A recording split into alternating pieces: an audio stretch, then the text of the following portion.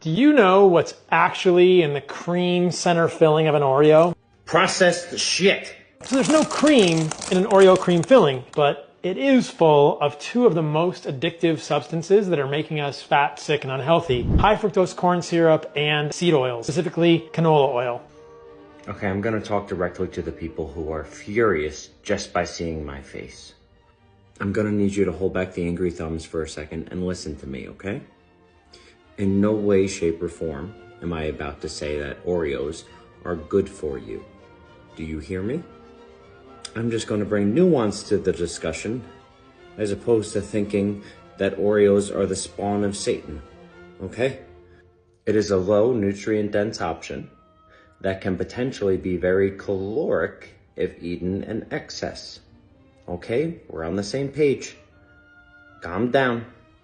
But in no way, shape, or form is it going to kill you. You could very easily be in fantastic metabolic health while consuming Oreos daily. Yes, you can. This comes down to habits and behaviors and portion control, etc. In 2013, researchers at Connecticut College did a study on animals with Oreos and actually found that these little bundles of sugar and seed oils turned on the pleasure centers of the rodent brains more than cocaine and morphine. Connecticut. Okay. The second you compare food to drugs like cocaine, heroin, whatever it is, you lost me. You're gone. I assure you that if I bring a box of cannolis to a party, and we all finish those cannolis, we're not calling the baker to meet us on the street corner for another box 3 hours later. Do you understand the difference? Do you understand why it's stupid comparing it to drugs? And enough of this pleasure center shit.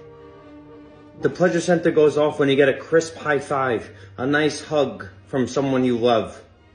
This is just what you say to tie it back to drugs, to scare people. Stop. Also, let's talk about the mice. You got a pile of cocaine and a pile of sugar. I'd keep going back to the pile of sugar. The fuck, are these Tony Montana mice? These things are addictive, and they're addictive by design. How can you do this better? I think there's an easy way to make something like an Oreo if you want a snack that's much more healthy for you. Just take something like a date, open it up, take the seed out, and put a little cheese in there. Animal-based Oreos, far better than these addictive bundles of joy that becomes misery later on. See, if you want to offer a substitution, that's fine, really. But stop acting like those who have Oreos have sealed their fate. I've gone on record about my eating disorders and how much I used to binge due to deprivation and exercise bulimia. And I would binge anything. It could have been clean food, it could have been processed food, it didn't matter. The food was not the problem. It was up here. But now I took the power back, and when I make a batch of cookies, I have one. And the cookies last me like 2 weeks, because I know it's not going anywhere because I'm not fucking afraid of food based on misinformation.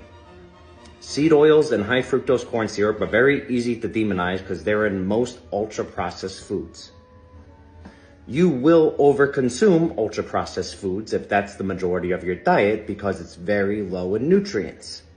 So it feels like it's addictive. It feels like there's no way out. But if you incorporate balance and learn how to prioritize your nutrients properly, then I promise you, you'll be able to do this sustainably while still having the foods that you love. Even after I said all this beautifully, I still know this is coming. I don't understand why you promote junk food. Have you seen obese people? They're falling from the ceilings. High fructose corn syrup and glyphosate killed my family. Where is my cutting board?